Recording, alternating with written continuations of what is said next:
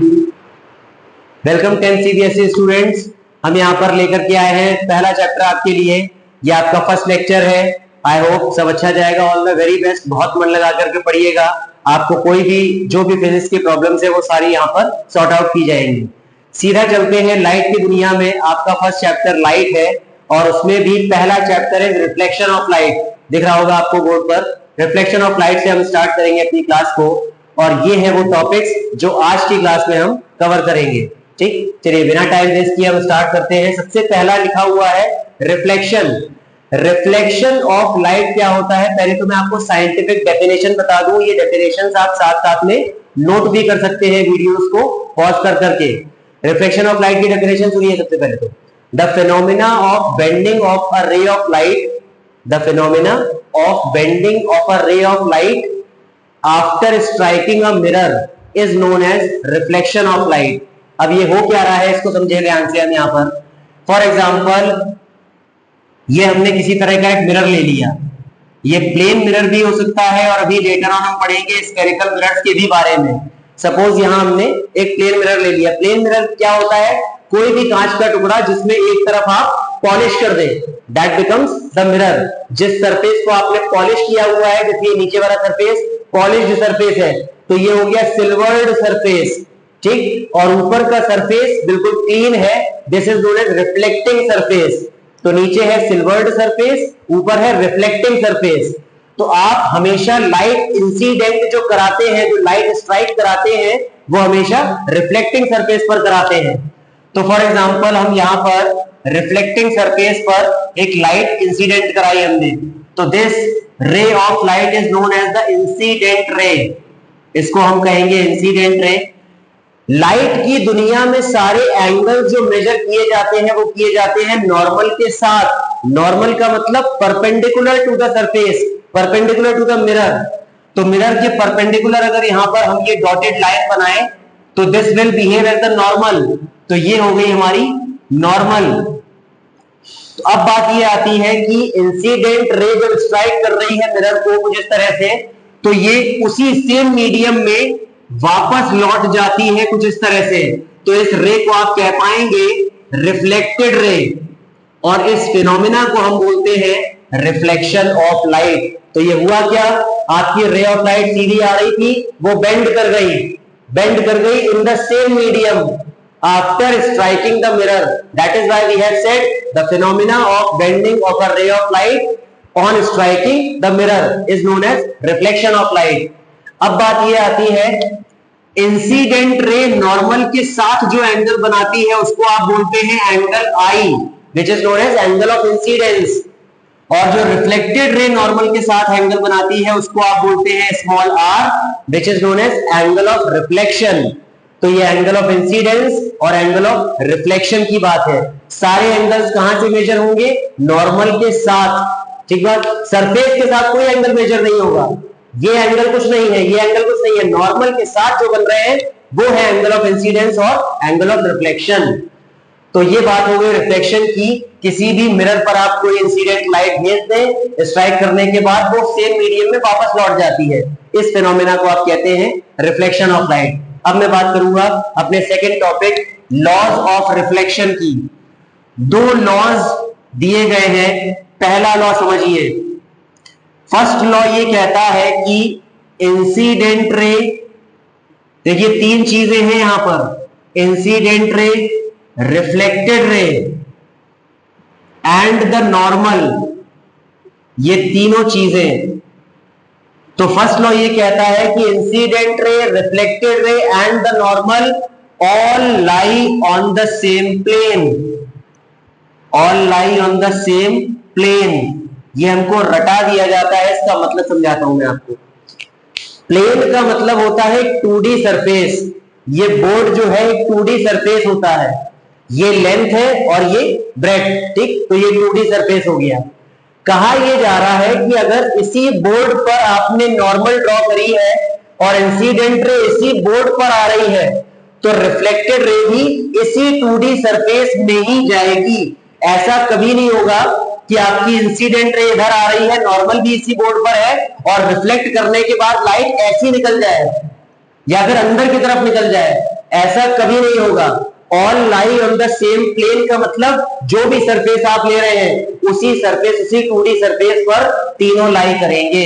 ये था आपका पहला लॉ। और दूसरा लॉ ये कहता है रिफ्लेक्शन का, सिंपल सी बात है, angle of incidence should always be equal to the angle of reflection. ये होता है कभी भी किसी भी एंगल पर। फॉर एग्जांपल आपने यहां पर अगर 30 डिग्री, या सपोज ये 30 डिग्री ले लिया हमने, 30 डिग्री पर आपने अगर स्ट्राइक कर दी रे ऑफ लाइट, तो वो रिफ्लेक्ट भी होगी 30 डिग्री पर ही। अगर आपने फॉर एग्जांपल 60 डिग्री पर स्ट्राइक कर दी, नॉर्मल के साथ एंगल हो गया 60 डिग्री, तो वो 60 डिग्री पर ही रिफ्लेक्ट बैक करेगी इन द सेम मीडियम। तो मतलब जितने भी एंगल पर आप उसको इंसिडेंट कराएंगे उतने ही एंगल पर रिफ्लेक्ट होगी इन द सेम मीडियम। 30 है तो 30 पे, 60 है तो 60 पर, इस तरह से चलता है। Second law, angle of incidence will always be equal to the angle of reflection. ये होते हैं दो लॉज ऑफ रिफ्लेक्शन। अब बात करेंगे सीधा हम स्फेरिकल मिरर की। प्लेन मिरर ये बना हुआ है, ये आपको दिख रहा है। प्लेन मिरर में हम डिटेल में नहीं जाएंगे क्योंकि वो आपने जूनियर क्लासेस में थोड़ा पढ़ रखा है। अब हम सीधा जो आपके सिलेबस की बात है वो करेंगे, और वो है स्फेरिकल मिरर्स। स्फेरिकल मिरर्स को बहुत ध्यान से समझिए क्योंकि यहां से मेन चैप्टर स्टार्ट होता है और बोर्ड में क्वेश्चंस भी उसी से आते हैं। तो अब बात यहां पर होने वाली है स्फेरिकल मिरर्स की। सबसे पहली बात तो ये है कि स्फेरिकल मिरर बनाए कैसे जाएं। कोई भी ग्लास स्फीयर लीजिए, ग्लास स्फीयर मतलब कांच का कोई भी स्फीयर, एक हमने यहां से कट किया इसको और एक कट किया हमने यहां से। एक बार ये हमने दो कटिंग करी, अगर दो कटिंग करी तो बाकी का बचा हुआ पोर्शन हटा दीजिए।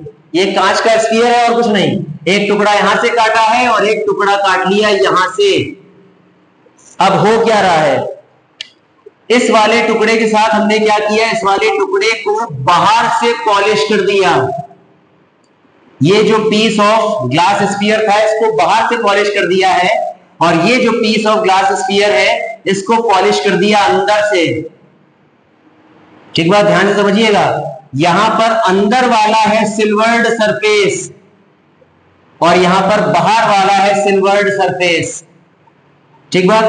तो अगर बाहर वाला सिल्वर्ड सरफेस है तो अंदर वाला कौन सा होगा, रिफ्लेक्टिंग सरफेस। ठीक है बात, रिफ्लेक्टिंग, और इसमें बाहर वाला होगा रिफ्लेक्टिंग सरफेस। तो अब यहां पर डिस्टिंग्विश हो जाते हैं और यहां पर दोनों टाइप आपके निकल के आ जाते हैं। अगर आप अपने ग्लास स्फीयर के टुकड़े को बाहर से पॉलिश कर दें और अंदर का सरफेस छोड़ दें रिफ्लेक्शन के लिए, then it becomes the concave mirror. इसी मिरर को कहते हैं कॉनकेव मिरर। कॉनकेव मिरर तो बहुत बड़ी रॉकेट साइंस नहीं है। आप नॉर्मली कांच का टुकड़ा लीजिए, ग्लास स्फीयर से काटिए और बाहर के सरफेस को पॉलिश कर दीजिए तो आपका बन गया कॉनकेव मिरर। और अगर यही अंदर के सरफेस को आपने पॉलिश कर दिया है, बाहर का रिफ्लेक्टिंग है, तो it is known as the convex mirror. और ये दोनों ही स्फेरिकल मिरर कहे जाते हैं क्योंकि ये ग्लास स्फीयर से काट करके बनाए गए हैं। ग्लास स्फीयर से आपने दो टुकड़े काटे, एक को बाहर से पॉलिश कर दिया, एक को अंदर से, it becomes the concave mirror and the convex mirror. ठीक, ये है कहानी कॉनकेव और कॉन्वेक्स मिरर बनाए कैसे है, स्फेरिकल मिरर होते क्या है। अब इसी चीज में आपको डिटेल में बात करनी है तो मैं आपको ये चीज आपको समझ में आ जानी चाहिए आई थिंक। चलिए अब हम बात करते हैं कुछ इंपॉर्टेंट टर्म्स की जो आपको रे डायग्राम्स बनाने में हेल्प करेगी। मैं पहले कॉनकेव बनाता हूं आपके लिए। ये बनाया मैंने कॉनकेव मिरर। ठीक है बात, बाहर से ये सिल्वर्ड है, बीचों बीच जो लाइन जाती है हॉरिजॉन्टल, इसको आप बोलते हैं प्रिंसिपल एक्सिस। एक बात ध्यान रखिएगा, जो सारे टर्म्स कॉनकेव मिरर के लिए एप्लीकेबल है वही सारे टर्म्स कॉन्वेक्स के लिए भी। तो ये है प्रिंसिपल एक्सिस। ये पीएलई वाला प्रिंसिपल नहीं है, पीएल वाला प्रिंसिपल है। ठीक है, ये प्रिंसिपल एक्सिस। अब आपको कैसे पता चलेगा, आप कहेंगे सर हॉरिजॉन्टल लाइन तो बहुत सारी जा रही है। जो इस पूरे मिरर, पूरा जो टुकड़ा है उसके सेंटर से जो पास हो, सपोज इसकी लेंथ जो भी होगी उसका मिड पॉइंट अगर ये पॉइंट है, ये point is the mid point, इसको आप पी कहते हैं, तो इससे जो हॉरिजॉन्टल लाइन पास हो रही होगी उसको बोलते हैं आप प्रिंसिपल एक्सिस। और इस पॉइंट को बोला जाता है पोल। तो ये P पॉइंट हो गया आपका पोल। ठीक बात, अब समझिए आगे। अब आगे की कहानी ये है कि ये आपका जो टुकड़ा था ये पूरा इस ग्लास स्फीयर का रहा था। ठीक, इतने टुकड़े को काट के आपने यहां से कर दिया था पॉलिश। इस पूरे ग्लास स्फीयर का जो सेंटर रहा होगा, ठीक, ये अगर सेंटर रहा होगा, ये हमने प्रिंसिपल एक्सिस खींच दी, तो ये जो सेंटर रहा होगा इस पूरे ग्लास स्फीयर का, this becomes the centre of curvature for your concave mirror. तो यहां कहीं लाई कर जाएगा C, और C is known as the centre of curvature. पहले मैं बहुत डिटेल में जाकर के आपको समझा दे रहा हूं सारी चीजें, क्योंकि एक बार आपको लाइट की दुनिया के सारे टर्म्स की आदत हो गई, उसके बाद आपके लिए रिफ्लेक्शन और रिफ्रैक्शन दोनों आसान हो जाएंगे। तो C हो गया सेंटर ऑफ कर्वेचर। ठीक, तो यहां पर ये C है और इधर जहां कट कर रहा है ये क्या है, P है, पोल। सेंटर ऑफ कर्वेचर और पोल के बीच की जो डिस्टेंस है इसको आप बोलते हैं रेडियस। तो ये क्या है, पूरे इसका ग्लास स्फीयर का रेडियस, इसी चीज को बोला जाता है रेडियस ऑफ कर्वेचर। तो ये जो डिस्टेंस हुई पूरी की पूरी पोल से लेकर के C तक की, this R is known as the radius of curvature. ये रेडियस ऑफ कर्वेचर की कहानी है। अब बात करेंगे C और P का जो मिड पॉइंट होता है, मिड पॉइंट, ये है मिड पॉइंट, तो इसको आप बोलते हैं F, मतलब फोकस। तो C और P का जो मिड पॉइंट है ये, दिस इज फोकस। तो ये F कौन सा पॉइंट हो गया, फोकस।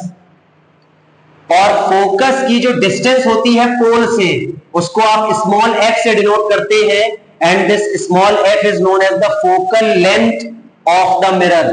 फोकल लेंथ, ठीक है बस। अब आप बड़ी आसानी से देख सकते हैं यहां पर एक बहुत इंपॉर्टेंट सी चीज, ये जो f है, क्योंकि ये मिड पॉइंट है CP का, तो ये जो स्मॉल f डिस्टेंस होगी ये आधी होगी r के। तो यहां से एक इंपॉर्टेंट रिलेशन निकल के आता है कि f is equals to r/2 होगा हमेशा, चाहे वो कॉन्वेक्स मिरर हो या फिर कॉनकेव मिरर हो, क्योंकि focus is the mid point of CP।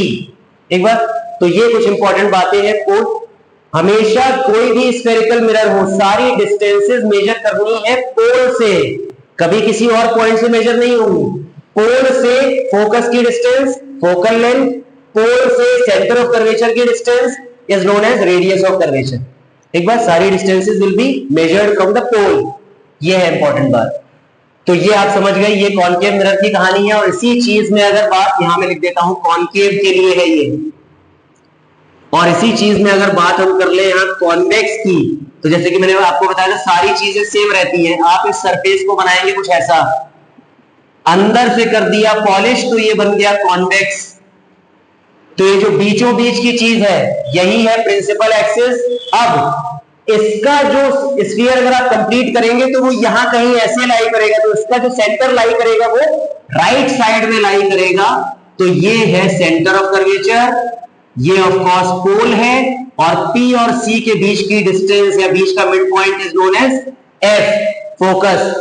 तो बात वही है, पोल से फोकस की डिस्टेंस, फोकल लेंथ, पोल से सेंटर ऑफ कर्वेचर की distance is known as radius of curvature.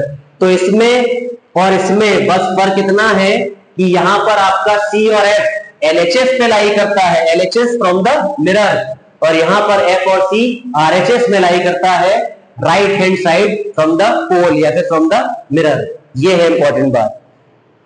तो ये था इंट्रोडक्शन स्फेरिकल मिरर का। ठीक, स्फेरिकल मिरर का इंट्रोडक्शन आई थिंक समझ में आ गया होगा। ये है वो वाला पार्ट। अब हम चौथे पार्ट की तरफ बढ़ेंगे जिसका नाम है रूल्स फॉर ट्रेसिंग इमेजेस। आपको रे डायग्राम्स पढ़ने हैं लास्ट में, और एक रे डायग्राम 3 मार्क्स का CBSE बोर्ड में निश्चित तौर पर पूछा जाता है, तो जिसकी आपको बहुत प्रैक्टिस करनी पड़ेगी। रे डायग्राम्स में जाने से पहले हमको रूल्स पढ़ने होते हैं कि रूल्स क्या होते हैं इमेज ट्रेस करने के। तो देखिए रूल्स, पहला रूल ये कहता है, मैं सीधा बना के बता दे रहा हूं आपको और डिक्टेट कर दूंगा, तो आप साथ में अगर लिखना चाहेंगे तो लिख सकते हैं। देखिए ये है क्या, ये है पोल, दिस इज फोकस, और इधर क्या लाई करता है, सेंटर ऑफ कर्वेचर। ठीक बात, यही मेन 3 चीजें होती हैं। पहला रूल ये कहता है कि अगर कोई रे पैरेलल आ रही है प्रिंसिपल एक्सिस के, a ray coming parallel to the principal axis will pass through the focus after the reflection। यहां पर पढ़ने के बाद वो होगी रिफ्लेक्ट, तो रिफ्लेक्ट करने के बहुत सारे रास्ते हैं, इधर भी जा सकती है, इधर भी, लेकिन वो जाएगी कहां से? फोकस से पास होती हुई जाएगी। तो कुछ ऐसे पास होती हुई जाती है आपकी रे ऑफ लाइट। ये है पहला रूल। एनी रे, any mirror, if any ray is coming from parallel to the principal axis, then after reflection it should pass through your focus, चाहे वो कॉन्वेक्स हो और चाहे कॉनकेव। ये है पहला रूल। दूसरा रूल कहता है, मैं कॉनकेव के लिए बना के आपको बता रहा हूं, सेम अप्लाइज टू कॉन्वेक्स। अभी जब हम रे डायग्राम पढ़ेंगे तो मैं आपको समझाते चलूंगा साथ में, कोई टफ नहीं लगेगी आपको कोई चीज, बिल्कुल निश्चिंत रहे। अब देखिए दूसरा रूल क्या कहता है। दूसरा रूल ये कहता है कि अगर कोई रे फोकस से पास होती हुई आ रही है और वो स्ट्राइक कर रही है अगर मिरर को, तो it will become parallel to the principal axis. Just इसका उल्टा, अगर कोई रे इस तरह से आ रही है फोकस से पास होती हुई और उसने स्ट्राइक किया मिरर को, तो after the reflection it will pass parallel to the principal axis, कुछ इस तरह से। तो अगर फोकस से आई पैरेलल निकल जाएगी, पैरेलल आई फोकस से निकल जाएगी, ठीक है। अब बात तीसरे रूल की आती है। तीसरा रूल ये कहता है कि अब अगर कोई रे आप पास करा दे सेंटर ऑफ कर्वेचर से, इसको ध्यान से समझिएगा बहुत, P ये हो गया यहां पर F और ये है C। अब तीसरा रूल ये कहता है कि अगर C से आ गई कोई रे, C से पास होती हुई कोई रे स्ट्राइक कर जाए अगर मिरर को, तो वो मिरर को स्ट्राइक करती है परपेंडिकुलरली। इसको बहुत ध्यान समझिएगा। अगर आपके मिरर को परपेंडिकुलरली कोई चीज स्ट्राइक कर दे, नॉर्मल बनाएंगे आप अपने मिरर पे, तो नॉर्मल कैसे बनेगा? ऐसे ही, ऐसे इसी डायरेक्शन में। तो अगर यही नॉर्मल है और यहीं पर स्ट्राइक कर गई अलोंग द नॉर्मल, तो यहां पर एंगल ऑफ इंसिडेंस कितना होगा? 0 डिग्री, नॉट 90। आप सरफेस से नहीं गिनते अपना एंगल गिनते हैं नॉर्मल से। तो नॉर्मल के अलोंग ही अगर आपकी रे चली गई तो angle I will be 0 degree. और सेकंड लॉ ऑफ रिफ्लेक्शन कहता है कि angle I should be equal to angle R, तो एंगल आर भी होगा 0 डिग्री। दैट इज वाई अगर इंसिडेंट कर रहे हो 0 पर तो रिफ्लेक्ट भी करो 0 पर। तो 0 पर कैसे रिफ्लेक्ट करें? सेम रास्ते वापस आकर के, तो इसी रास्ते वापस आ जाती है रे ऑफ लाइट कुछ इस तरह से। That is why centre of curvature से अगर कोई रे पास होती हुई स्ट्राइक करी मिरर को, तो वो सेम पाथ पर वापस आ जाएगी। इसको इंग्लिश में बोलते हैं it retraces the path, the रे रिट्रेसेस द पाथ। ये है हमारे 3 रूल्स जिनको हमको यूज करना है अपने 5वें टॉपिक के लिए, जिसका नाम है रे diagrams of concave and convex mirror. ठीक बात, इन 3 रूल्स को आप याद रखेंगे। ये रूल्स नहीं पूछे जाते हैं बोर्ड में, रूल सिर्फ हम समझ रहे हैं रे डायग्राम्स को समझने के लिए। अब पढ़ेंगे हम 2 चीज जो 3 नंबर की, जैसे कि मैंने बोला, वो पूछी जाती है।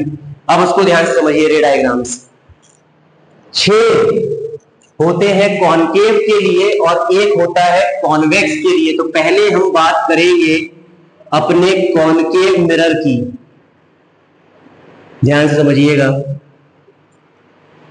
केस लेने हैं, मैं फिर से बता दूं आपको, 6 केसेस होते हैं कॉनकेव मिरर के लिए और सिर्फ 1 होता है कॉन्वेक्स मिरर के लिए। पहले कॉनकेव के 6 केसेस की बात करेंगे। करना क्या है? ऑब्जेक्ट की पोजीशन के हिसाब से इमेज बना करेगी। सबसे पहले तो ऑब्जेक्ट कहां रखा है? ऑब्जेक्ट पहले केस में रखा है इंफिनिटी पे, पहले केस में ऑब्जेक्ट रखा है इंफिनिटी पर। अब देखिए रे डायग्राम को बहुत ध्यान से। ये रहा कॉनकेव मिरर।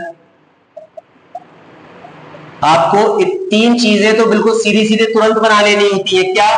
ये पोल, यहां पर ये हो गया आपका फोकस और ये हो गया सी, सेंटर ऑफ कर्वेचर। ठीक है। अब हमने जैसे कि क्या बोला, ऑब्जेक्ट रखा है इंफिनिटी पर। इंफिनिटी पर अगर ऑब्जेक्ट रखा होता है मतलब बहुत दूर रखा है, और अगर बहुत दूर से कोई रेज आ रही है तो वो हमको ऐसा लगेगा या हमारे लिए वो पैरेलल आती है। कभी भी आप अपने घर का ऊपर का वेंटिलेशन खोल दीजिए, खिड़की वगैरह खोल दीजिए, तो जो सन की रेज अंदर एंटर होते हुए दिखाई देती है वो कैसी दिखाई देती है? Parallel beam. क्यों? क्योंकि सन इज एट इंफिनिटी, सन बहुत दूर है अर्थ से, इसलिए। तो अब बात यह है कि अगर रेज पैरेलल आ रही हैं तो एक रे हमने ऐसे भेजी और एक रे भेजेंगे नीचे से ऐसे। हमेशा ध्यान रखिए, दो इंसिडेंट रे का यूज करना है आपको हर रे डायग्राम में। तो ये दोनों रेज पैरेलल आ रही हैं। रूल 1 क्या कहता है? A ray coming parallel to the principal axis will pass through the focus. Focus से पास करा दीजिए इसको कुछ इस तरह से। सिमिलरली ये वाली रे भी पैरेलल आ रही थी प्रिंसिपल एक्सिस के, ये भी पास कर जाएगी फोकस से। दोनों मीट कहां किए? दोनों मीट कर रहे हैं एफ पर। तो बात अब इमेज की है। इमेज के साथ आपको क्या क्या लिखना होता है ये मैं बता दूं आपको ध्यान से। रे डायग्राम की सारी चीजें समझ लीजिए, एक भी चीज अगर मिस हुई तो तुरंत नंबर कटते हैं। इमेज कैरेक्टरिस्टिक्स में आपको 3 चीजें बतानी होती हैं। पहला, पोजीशन क्या है इमेज की। दूसरा, उसका नेचर कैसा है। और तीसरा, उसका मैग्निफिकेशन कैसा है। मैग्निफिकेशन का मतलब होता है साइज में ऑब्जेक्ट के कंपैरिजन में बड़ी है या छोटी या सेम साइज की। अब एक एक करके समझाता हूं। पहली चीज आपको जो रे डायग्राम में ध्यान रखनी है वो ये, दोनों इंसिडेंट रे पर एरो होनी चाहिए और दोनों रिफ्लेक्टेड रे पर भी एरो होनी चाहिए। अगर ये 4 एरो आपकी नहीं दिखाई दी रे डायग्राम में, उसके नंबर कटते हैं बोर्ड में। बोर्ड करेक्शन के हिसाब से बता रहा हूं मैं चीज, बहुत ध्यान समझ लीजिएगा। दोनों इंसिडेंट रे पर एरो, दोनों रिफ्लेक्टेड रे पर एरो। ठीक बात। अब बात आती, तो ये रे डायग्राम आपका यहां पर हो गया कंप्लीट। ठीक। अब पोजीशन क्या है इमेज की? दोनों रेज कहां पर मीट करी, इंटरसेक्ट कहां पर करी? Exactly at F. तो आपकी पोजीशन क्या हो गई इमेज की? एट एफ, मतलब एट फोकस। नेचर, अगर रिफ्लेक्टेड रेज एक्चुअली मीट करती हैं, अगर रिफ्लेक्टेड रेज एक्चुअली इंटरसेक्ट कर रही है तो रियल इमेज बनती है, रियल इमेज। और अगर इमेज रियल हुई तो बाय डिफॉल्ट वो इन्वर्टेड होगी। इन्वर्टेड मतलब अगर ऐसा ऑब्जेक्ट है तो उल्टी इमेज बन जाना, इसको बोलते हैं इन्वर्टेड। और अगर ऐसा ही ऑब्जेक्ट है और ऐसी ही इमेज बन गई तो उसको बोलेंगे इरेक्ट इमेज। ठीक बात। तो एक चीज ध्यान रख लीजिए, रियल इन्वर्टेड एक साथ चलता है और वर्चुअल इरेक्ट एक साथ चलता है। कभी भी ऐसे, तो फिर से याद दिला दूं आपको, रियल एंड इन्वर्टेड ये दोनों टर्म्स एक साथ चलेंगे और वर्चुअल एंड इरेक्ट ये एक साथ चलेंगे। चारों का मतलब फिर से बता दूंगा मैं एक बार, 2 मिनट रुक करके। रियल इमेज का मतलब होता है अगर रिफ्लेक्टेड रेज एक्चुअली इंटरसेक्ट कर रही है तो वो इमेज है रियल। अगर रिफ्लेक्टेड रेज एक्चुअली इंटरसेक्ट नहीं कर रही, पीछे हमने प्रोड्यूस करा के मान लिया है कि वो इंटरसेक्ट करेंगी, तो वो है वर्चुअल इमेज। इन्वर्टेड इमेज वो होती है, जैसे मैंने अभी बताया, अगर ऐसा ऑब्जेक्ट है तो उल्टी इमेज बन जाना है इन्वर्टेड इमेज। इरेक्ट, अगर ऐसा ऑब्जेक्ट है और ऐसी ही इमेज बन गई। हम अपने आप को प्लेन मिरर में देखते हैं सुबह सुबह तैयार होने के लिए, तो हम सीधे खड़े हैं, प्लेन मिरर के अंदर हमारी इमेज भी कैसी बनती है? सीधी। ऐसा थोड़ी होता है कि आपका सर नीचे दिख रहा होता है, सीधी बनती है। ठीक। तो आपकी इमेज कैसी बन रही है? इरेक्ट। तो अगर आपकी इमेज इरेक्ट बन रही है तो वर्चुअल का होना कंपलसरी है। तो वर्चुअल इरेक्ट एक साथ चलता है और रियल इन्वर्टेड एक साथ। तो यहां पर एक्चुअल इंटरसेक्शन हो रहा था इसलिए रियल इमेज है, और अगर रियल है तो इन्वर्टेड होगी ही। अब बात मैग्निफिकेशन की करें। ऑब्जेक्ट आपका रखा था इंफिनिटी पर। इंफिनिटी पे जो ऑब्जेक्ट रखा होता है उसको हम ये मान के चलते हैं कि उसका साइज बहुत बड़ा है, और आपकी इमेज कहां बन रही है? दोनों लाइन इंटरसेक्ट कर रही है सिर्फ एक पॉइंट पर, तो ये बन रही है बहुत छोटी इमेज, पॉइंट इमेज। तो ये ऑब्जेक्ट के मुकाबले बहुत छोटी हो गई, इसलिए इसको बोलेंगे हाईली डिमिनिश्ड। इसलिए ये इमेज हो गई है हाईली डिमिनिश्ड। इतना काम आपको रे डायग्राम में करके आना पड़ता है पूरा, तब जाके आपको 3 नंबर पूरे मिलते हैं। ध्यान से समझ लीजिए बहुत अच्छे से। ये था हमारा केस 1। अब मैं बताता हूं आपको केस 2। यहां हम साइड में बात करेंगे केस 2 की। तब तक आप चाहे तो बना भी सकते हैं उसको, अदरवाइज बाद में बनाइए। देखिए ऑब्जेक्ट, देखिए अब आप ऑब्जेक्ट की पोजीशन क्या है। अब ऑब्जेक्ट आप रख रहे हैं beyond centre of curvature beyond C. अब ये बियॉन्ड का मतलब क्या है, इसको ध्यान से समझें आप। पहले तो ये बनाया मैंने कॉनकेव मिरर, ये रहा principal axis, this is pole, ये है फोकस और ये है सपोज सी। ठीक, अब बियॉन्ड सेंटर ऑफ कर्वेचर का मतलब आपको समझा दूं। गिनना कहां से होता है? पोल से। तो पोल से चलना शुरू करिए, पोल से चलना शुरू किए सी की तरफ और सी से आगे निकल गए तो उसको बोलते हैं बियॉन्ड सी। बियॉन्ड सी का मतलब आपके हिसाब से ये नहीं होना चाहिए कि इसके आगे, इसके आगे कुछ नहीं, पोल से चलना शुरू करिए, पोल से चलना शुरू करे, सी पर पहुंच गए, सी के आगे निकल गए तो वो बियॉन्ड सी है। तो बियॉन्ड सी का मतलब हो गया कि इसके आगे कहीं रखा है ऑब्जेक्ट, तो हमने ऑब्जेक्ट रख लिया कुछ यहां, तो ये ए बी रहा हमारा ऑब्जेक्ट। एक बार आप समझिए कैसे, फिर से वही काम वही कराना है। पहली रे कैसे जाएगी? पैरेलल टू प्रिंसिपल एक्सिस, और जब पैरेलल टू प्रिंसिपल एक्सिस जाती है तो कहां से पास होती है? फोकस से पास होती है। तो यहां स्ट्राइक करने के बाद वो पास हो गई फोकस से कुछ इस तरह से। मैंने आपको बताया था एरो, इंसिडेंट रे पर भी एरो बना दी, रिफ्लेक्टेड रे पर भी एरो बना दी। ठीक बात, पहला काम खत्म। दूसरा आपको अब पास करानी है फोकस से, तो दूसरी रे आपने पास कराई यहां से फोकस से। फोकस से जब पड़ेगी इधर, तो हमने रूल पढ़ा था कि if a ray passes through focus strike the mirror it will become parallel to the principal axis, तो वो पैरेलल ले जाइए आप प्रिंसिपल एक्सिस के। तो अगर यहां से आप पैरेलल ले गए प्रिंसिपल एक्सिस के तो कुछ ऐसे, तो ये आप पैरेलल ले गए हैं, यहां पर स्ट्राइकिंग हो रही है। स्ट्राइकिंग मतलब इंटरसेक्शन। इंटरसेक्शन अगर यहां हुआ तो ये बनेगी आपकी इमेज। ए पॉइंट से निकली थी दोनों इंसिडेंट रेज, तो दोनों रिफ्लेक्टेड रेज जहां मिलेंगी उस पॉइंट को ए डैश का नाम देंगे, और ये जो आपने कंप्लीट करा दिया है this is B dash.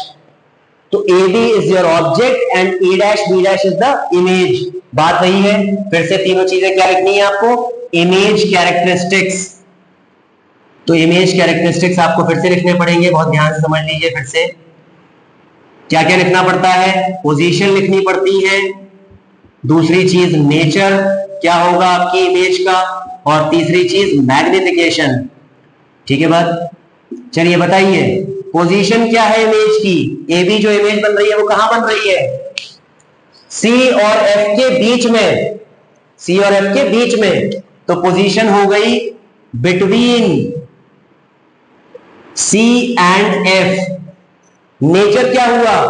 Again ये रिफ्लेक्टेड रे, ये रिफ्लेक्टेड रे दोनों एक्चुअली मीट कर रही हैं, तो अगेन रियल इमेज। और अगर रियल है तो इन्वर्टेड भी। देख सकते हैं आप बहुत ध्यान से, ये रहा आपका ऑब्जेक्ट ए बी, और इमेज कैसी आई? उल्टी, ए डैश बी डैश।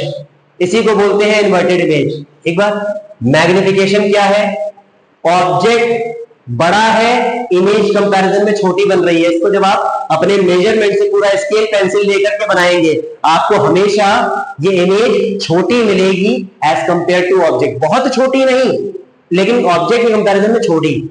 इसीलिए हम इसको हाईली डिमिनिश्ड नहीं लिखेंगे इसकी तरह, लेकिन डिमिनिश्ड लिखेंगे। तो यहां पर मैग्निफिकेशन हो गया डिमिनिश्ड। ये हुआ दूसरा केस कंप्लीट। आई थिंक सब ठीक जा रहा होगा। दो रे डायग्राम्स यहाँ पर हो गए कंप्लीट आपके। मैं आपको, अगर आपको प्रॉब्लम आएगी, और आपको सबसे बड़ी प्रॉब्लम क्या आती है रे डायग्राम से बच्चों को, जब घर में बनाते हैं स्केल पेंसिल लेकर के, इधर आप तो ऐसे बनाए दे रहे हैं, जब हम रे डायग्राम प्रॉपर बनाते हैं स्केल पेंसिल और सब कुछ लेकर के, तो हमारी रे वहां पर मीट नहीं करती है जहां करनी चाहिए। उसका भी मैं आपको तरीका बता दूंगा नेक्स्ट क्लास में, कि आप एग्जैक्टली कितना मेजरमेंट लें कि वो रे वहीं पर एग्जैक्टली मीट करे। तो उसके बारे में बिल्कुल चिंता मत करिएगा। चलिए हम थर्ड केस की तरफ बढ़ते हैं। अब यहां पर है हमारा केस 3। केस 3 में ऑब्जेक्ट, अब और अभी कहां था ऑब्जेक्ट? सबसे पहले केस में इंफिनिटी पर, उसके बाद पास लिया है बियॉन्ड सी। अब और पास लाइए, सी पर ले आइए सीधा, तो ऑब्जेक्ट होगा अब एट सी। एट सी मतलब सेंटर ऑफ कर्वेचर पे। चलिए बनाते हैं, ये रहा कॉनकेव मिरर। ये रही principal axis, this is F, और ये हो गया कहीं आपका सी। एक बार चलिए सी पर ले लिया एक ऑब्जेक्ट हमने, ये रहा ए बी, एग्जैक्टली सी पर। पहली रे आपको पता है कैसे भेजनी है, पैरेलल टू प्रिंसिपल एक्सिस। जब आप पैरेलल भेजेंगे तो वो कहां से पास होगी, फोकस से। रट लो ये चीजें, ये नहीं कि बाद में कंफ्यूजन हो रहा है कि अरे पैरेलल भेजी थी तो कहां से पास होनी थी, तो फोकस से पास हो गई। दूसरी आप कहां से भेजते हैं, फोकस से, तो दूसरी भेजिए कुछ इस तरह से फोकस से, और फोकस से जब जाती है तो कैसे निकलती है, पैरेलल टू प्रिंसिपल एक्सिस। तो वो पैरेलल टू प्रिंसिपल एक्सिस निकल करके कुछ यहां पर मीट कर रही है, यहां पर मीट करेगी तो आपकी कुछ ऐसी बनेगी इमेज, ए डैश बी डैश, ये पॉइंट सी ही है। तो यहां हो क्या रहा है, सी पर अगर ऑब्जेक्ट होगा तो सी पर ही इमेज बन रही है। आप एग्जैक्टली डायमेंशंस को मेजर करके बनाएंगे तो आपको एग्जैक्टली सी पर ही मिलेगी। तो अब बात आ गई कैरेक्टरिस्टिक्स की, तो कैरेक्टरिस्टिक्स देख लीजिए ध्यान से। सबसे पहले तो इमेज कहां मिल रही है, एट सी, सेम जहां ऑब्जेक्ट रखा है वहीं इमेज भी मिल रही है। नेचर अभी भी रियल इन्वर्टेड है, एक्चुअल इंटरसेक्ट कर रही है, और ये ऑब्जेक्ट है तो उल्टी इमेज बन रही। मैग्निफिकेशन, ऑब्जेक्ट की डिस्टेंस भी सेम है पोल से, इमेज की डिस्टेंस भी सेम, यहां पोल लिखना ना भूले, तो दोनों का साइज भी होगा सेम। तो इसलिए यहां आप लिखेंगे same size as of object, same size की इमेज बनेगी आपकी यहां पर। एक बार चलिए आगे बढ़ते हैं चौथे केस की तरफ। ये था तीसरा केस हमारे पास, अब हम चौथे केस की तरफ बढ़ जाएंगे और उसको ध्यान से समझेंगे। 6 केसेस होते हैं जैसे कि मैं पहले भी बता चुका हूं। अब केस 4 देखिए, अभी आप सी पर ले आए, अब और पास ले आइए। और पास मतलब बिटवीन सी एंड एफ, तो ऑब्जेक्ट अब आपका रखा है बिटवीन सी एंड एफ, ये रखा है ऑब्जेक्ट। चलिए शुरू करते हैं, सी और एफ के बीच में ये बनाया मैंने कॉनकेव मिरर। एक बात और मैं बता दूं आपको, जब आप पेपर में रे डायग्राम बनाएं या कॉपी में भी प्रैक्टिस के लिए जब बनाया करें, बहुत बड़ा रे डायग्राम बनाया करिए। एग्जामिनेशन फीस आप भर रहे हैं, आपको कोई कॉपी भरने की चिंता नहीं होनी चाहिए, ठीक है। बहुत बड़ा रे डायग्राम बनाया करिए, कम से कम आधे पन्ने बराबर, की कम से कम इतना मेजरमेंट लें कि हर रे आपकी बहुत क्लियर क्रिस्टल दिखाई दे। ऐसा नहीं होना चाहिए कि बहुत छोटी छोटी इमेज बन गई आपकी, बहुत बिल्कुल जिसको बोलते हैं कंजेशन हो गया डायग्राम में, ऐसा नहीं होना चाहिए। तो सी और एफ के बीच में हमने ले लिया कुछ इस तरह से अपना ऑब्जेक्ट, ये रहा हमारा ए बी ऑब्जेक्ट। एक बार आपको पता है क्या करना है, पहली रे जाती है पैरेलल टू प्रिंसिपल एक्सिस और वो पास कर जाती है फोकस से कुछ इस तरह। चारों एरो ना भूलिएगा, फिर से मैं रिमाइंड करा दूं, देख सकते हैं आप 1 2 3 4, इस पर नहीं लगाई, देखो चौथी नहीं लगाई यहां पर, इसके नंबर कट जाते हैं तुरंत, ठीक। चारों एरो, दोनों रिफ्लेक्टेड रेस पर, दोनों इंसिडेंट रे पर, दोनों एरोज लगा दिए, ठीक। दूसरा केस क्या होता है, दूसरा आप जब फोकस से पास कराते हैं, फोकस से जाएगी अगर आपकी रे, तो यहां स्ट्राइक करने के बाद it will go parallel to the principal axis कुछ इस तरह से, ठीक बात। अब यहां पर इंटरसेक्शन हो रहा है तो ये बन रही है आपकी image A dash B dash, आप देख सकते हैं सी के बियॉन्ड बन रही है, सी के बियॉन्ड, तो इमेज की पोजीशन क्या हो गई, beyond C, beyond centre of curvature. Real inverted ये अभी भी है क्योंकि एक्चुअल इंटरसेक्शन से बन रही है और इसकी उल्टी बन रही है। अब मैग्निफिकेशन देख सकते हैं आप, इसमें भी दिख रहा है, ऑब्जेक्ट का साइज छोटा है, इमेज का साइज थोड़ा सा बड़ा हो गया, बहुत बड़ा नहीं थोड़ा बड़ा हुआ है, तो इसको आप बोलेंगे मैग्निफाइड, या फिर इसका दूसरा नाम होता है एनलार्ज। कोई बुक मैग्निफाइड की जगह एनलार्ज यूज करती है, आप दोनों में से कुछ भी यूज करके आएंगे आपको पूरे मार्क्स मिलेंगे। तो एनलार्ज और मैग्निफाइड में कंफ्यूज बिल्कुल नहीं होना है। चलिए आगे बढ़ते हैं, ये रहा हमारा चौथा केस, आई थिंक सब समझ में आ रहा होगा। पांचवें केस की तरफ बढ़ते हैं। अब आप अपने ऑब्जेक्ट को और पास ले आइए, कहां ले आइए, फोकस पे ले आइए। तो अब पांचवा और सेकंड लास्ट केस इसका, जिसमें आपको ऑब्जेक्ट लाना है फोकस पे। चलिए देखते हैं क्या होता है फोकस पे। अब एक चीज मैं आपको रिमाइंड कराऊं, यहां पर ऑब्जेक्ट हमने एट एफ किया यहां पर, ठीक है, एट फोकस। एक चीज जो मैं आपको रिमाइंड कराना चाह रहा हूं वो ये है कि जब आपकी ऑब्जेक्ट इंफिनिटी पर था, जब आपका ऑब्जेक्ट इंफिनिटी पर था, तब इमेज कहां बन रही थी? तब इमेज कहां बन रही थी? फोकस पे। तो जब ऑब्जेक्ट फोकस पे होगा तो इमेज कहां बनेगी? इंफिनिटी पर। और इंफिनिटी पर इमेज बनने के लिए वहां पर रेज कैसी जानी चाहिए? Parallel to each other. तो आपको इतना समझ में आ जाना चाहिए कि आफ्टर रिफ्लेक्शन जो रिफ्लेक्टेड रेज होंगी वो पैरेलल जाएंगी एक दूसरे के। तो देखिए कैसे जाएंगी पैरेलल। ये है P, ये हो गया यहां पर F, और ये हो गया है C। अब समझिए इसको बहुत ध्यान से। तो अब बात यह है कि आपको कहां ऑब्जेक्ट रखना है, जैसे कि मैंने बोला आपसे फोकस पे रखना है। तो ये रखा है आपका AB, ऑब्जेक्ट फोकस पे। पहली रे आपको पता है क्या करना है, पैरेलल टू प्रिंसिपल एक्सिस भेजी और वो पास कर जाएगी फोकस से, ऐसे पास करा दीजिए फोकस से। ये चली गई पहली रे, इंसिडेंट रे पर भी एरो, रिफ्लेक्टेड रे पर भी एरो, ठीक है। दूसरी रे का यहां फंडा बदल जाता है। अभी तक आप क्या कराते आए हैं, एक पैरेलल भेजते आए हैं और दूसरी फोकस से। अब यहां फोकस पे ही रख दिया है ऑब्जेक्ट, तो फोकस से नहीं भेज सकते, तो क्या करना पड़ेगा, अपने तीसरे रूल का इस्तेमाल। तीसरा रूल क्या था, इफ अ रे passes through centre of curvature it retraces the path. तो अब यहां से आप सेंटर ऑफ कर्वेचर से ज्वाइन कराती हुई रे भेजेंगे। तो ये रे आप यहां से भेजते हैं जब, तो ये स्ट्राइक करने के बाद रिट्रेस कर जाती है पाथ को और ये कुछ इस तरह से निकल जाएगी। तो अब आप देखिए आपकी ये दोनों रिफ्लेक्टेड रेज पैरेलल जा रही है एक दूसरे के, दैट इज व्हाई आपका इमेज कहां बनेगी, इंफिनिटी पर। तो यहां पर पोजीशन हो गई at infinity. At infinity real inverted अभी भी होगी, मैग्निफिकेशन इंफिनिटी पे जाके बन रही है, तो मतलब हम ये मान के चलेंगे कि बहुत बड़ी बनी, तो इट इज हाईली मैग्निफाइड या फिर हाईली एनलार्ज्ड, दोनों में से कुछ भी लिख सकते हैं। मैं दूसरी रे को फिर से समझा दूं आपको। दूसरी रे यहां से भेजनी है ऐसे। अब ऐसे आपको समझ नहीं आएगा कैसे, किस डायरेक्शन में, तो C और इस एरो को स्केल रखो और सीधा ज्वाइन करा दो यहां तक। तो सीधा ज्वाइन कराओगे तो ये पैरेलल ही निकलेगी। और इसमें रूल कौन सा लग रहा है, अ रे passes through C strikes the mirror perpendicularly and retraces the path. तो अपने रास्ते वापस लौट दो। इसलिए उस केस में इंसिडेंट रे और रिफ्लेक्टेड रे सेम है। ये था पांचवा केस और सेकंड लास्ट केस। अब हम लास्ट केस की बात करेंगे कॉनकेव मिरर के, केस 6। अब आपको क्या करना है, ऑब्जेक्ट और पास ले आइए। तो फोकस तक तो ले ही आए हो, फोकस और पोल के बीच में रखिए। अब आप फोकस और पोल के बीच में, तो अब यहां देखिए क्या होने वाला है। केस 6 है ये और लास्ट केस है जिसमें आप ऑब्जेक्ट रखने वाले हैं बिटवीन F एंड P, ठीक है, फोकस और पोल के बीच में।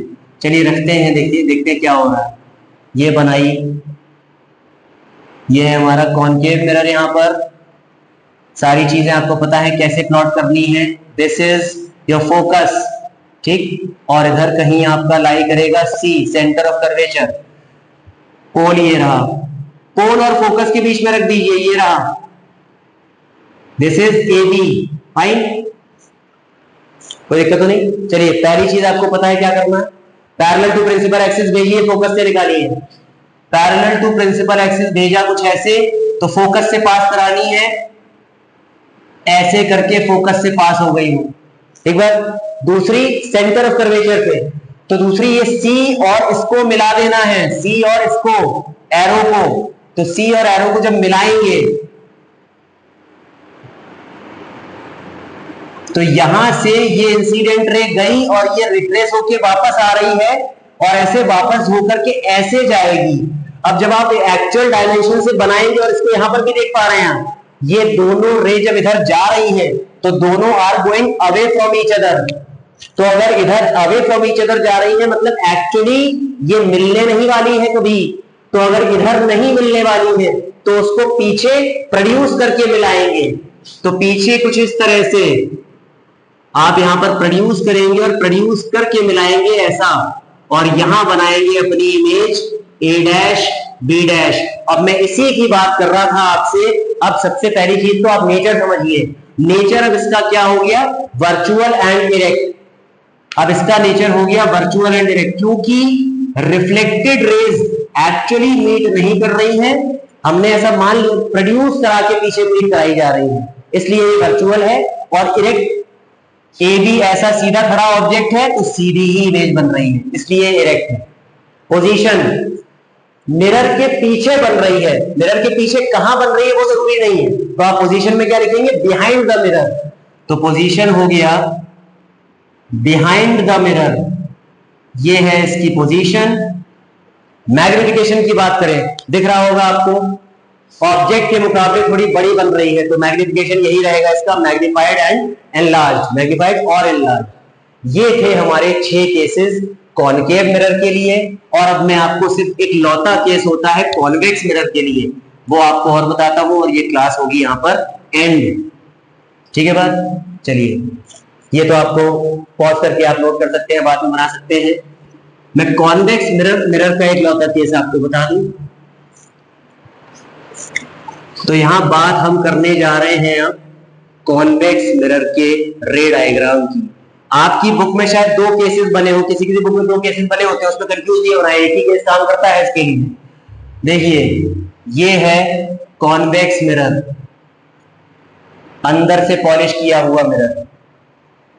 इसकी चीजें मैं बता चुका हूं आपको, ये तो पोल है ही, इसका फोकस राइट में लाई करेगा कुछ ऐसा, ये हो गया फोकस, और इसका सेंटर ऑफ कर्वेचर भी राइट में लाई करेगा। ठीक बात। ऑब्जेक्ट आपको लेफ्ट में ही रखना है, ऑब्जेक्ट में कंफ्यूज नहीं होना है, ऑब्जेक्ट लेफ्ट में ही रहेगा। ए बी, इसमें कोई वो सीन नहीं होता है कि object between F and T, between F and, कोई बिटवीन नहीं, बस in front of the mirror object रख देना, दैट्स इट। चलिए पहली रे जाती है पैरेलल टू प्रिंसिपल एक्सिस। अब यहां बहुत ध्यान समझिएगा रे डायग्राम। जो पैरेलल टू प्रिंसिपल एक्सिस गई है it will pass through the focus. तो अब मिरर के आर पार ना निकाल दीजिएगा रे, फोकस के रास्ते जानी चाहिए, तो वो जाएगी कहां, पीछे की तरफ, क्योंकि रिफ्लेक्ट होकर के इस डायरेक्शन में लौट जाएगी। इसको बोलते हैं डाइवर्ज हो जाना, इसीलिए कॉन्वेक्स मिरर को डाइवर्जिंग मिरर और कन्वर्जिंग, और कॉन्केव मिरर को कन्वर्जिंग मिरर बोलते हैं। उसकी बात खैर हम बाद में करेंगे। तो फोकस के रास्ते ही, फोकस से यहां तक की बनाएंगे डॉटेड रे, और यहां से कॉन्टिन्यूअस रे, ये ऊपर चली गई, दूसरी कहां भेजनी है, सी पर। तो यहां पर सी पर भेजेंगे आप कुछ ऐसे, यहां तक बनाइएगा कॉन्टिन्यूअस रे, और यहां के बाद बनेगी डॉटेड रे कुछ इस तरह से, और ये दोनों डॉटेड रे जहां मीट करेंगी वो बनेगी image A dash B dash. इसको ध्यान समझ लीजिए, ये इंसिडेंट रे है, ये यहां कैसे स्ट्राइक कर रही है परपेंडिकुलरली, तो ये अपने रास्ते वापस लौट जाएगी। तो इसमें भी प्रोड्यूस कराई आपने रेज, प्रोड्यूस रेज मीट कर रही है। ठीक बात। तो ये यहां इमेज कैरेक्टरिस्टिक्स में यहां लिख दे रहा हूं आपके लिए। चलिए पहला ऑब्जेक्ट आपने सामने रखा था, इमेज कहां बन रही है, पीछे, मतलब बिहाइंड द मिरर, बिल्कुल सही लिखी है पोजीशन। नेचर कैसा है, वर्चुअल एंड डायरेक्ट, क्योंकि प्रोड्यूस कराने से मिल रही है। और तीसरी चीज मैग्निफिकेशन, ऑब्जेक्ट का साइज बड़ा है, इमेज छोटी बन रही है, तो यहां पर मैग्निफिकेशन क्या हो जाएगा, diminished. This is the only difference between the last case of concave mirror and the case of convex mirror. ये एक लौता डिफरेंस होता है, behind the mirror virtual and direct तो सेम है, डिमिनिश जिसमें बनती है उसमें मैग्नीफाइड। तो ये था कॉन्वेक्स मिरर का एक लौता केस। यहां पर आपके रे डायग्राम खत्म हो गए। अब अगले क्लास में हम mirror formula, linear magnification, numericals, इन सब की बात करेंगे। ये काफी इंपॉर्टेंट थ्योरी है, आप सही से रूल्स को रिवाइज करके अच्छे से प्रैक्टिस करना स्टार्ट करिए रे डायग्राम्स की, और जो भी प्रॉब्लम्स आती जाती है छोटी या बड़ी, आप मुझे कमेंट सेक्शन में बताते रहिए, I will sort it out your problem. Fine, चलिए ऑल द वेरी बेस्ट, मिलते हैं नेक्स्ट क्लास में आगे के टॉपिक्स के साथ। Good day.